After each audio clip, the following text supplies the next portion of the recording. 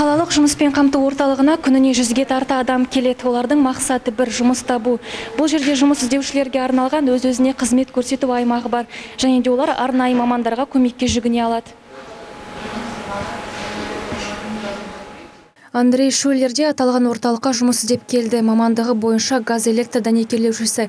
Айтуынша өз саласында қызмет етуді қалайды.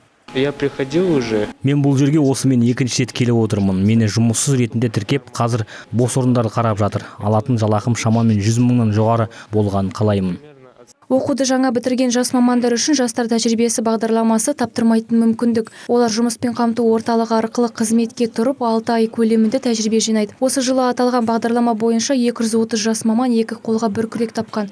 Олар қазір қаладағы түрлі бағыттағы 77 кәсіпорында қызмет етеді. Ал Аружан Қасенова диплом алғаннан кейін жұмыс таба алмай 1 ай жүрген. Осы орталыққа жүгініп 4 күннің ішінде жұмыс тауып алыпты. Я в этом году уже закончила колледж ГТК. Мен гуманитарлы техникалық колледждің түлегімін. Бұған дейін бірнеше жерге резюме бергенмін. Ол нәтижесіз қалды. Қазір жастар тәжірибесі бағдарламасы бойынша қызметке тұрып, маман ретіндегі тәжірибе жинап, болашақта жоғары оқу орнына түсуді жоспарлаймын. Бүгінде Азбука жауапкершілігі шектеулі серіктестігіне жұмысқа орналасып жатырмын. Аталған орталық жұмыс іздеп келген әрбір адамды қызметке орналастыруға тырысады. Жұмыспен қамту жол картасы, қоғамдық жұмыс сынды бағдарламалар бойынша вакансиялар қаралады. Мүмкіндігі шектеулі тұлғалар да жұмыс таба алады. Мысалы, биыл әртүрлі топтағы мүгедектігі бар 98 азаматтың 40-ы тұрақты жұмысқа орналасса, 4-еуі жастар тәжірибесі бағдарламасы бойынша, тағы 42-сі қоғамдық жұмыс бағытында еңбек етуде.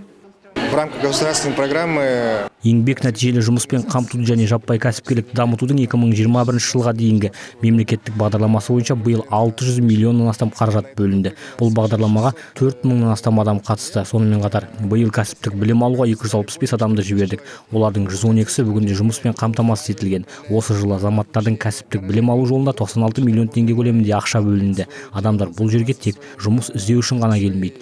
Өз жеке кәсібін ашу үшін несие алып жатады.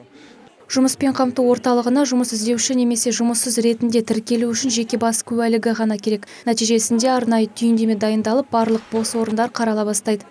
Алина Сабырқызы, Азамат Елубаев, Первый Северный.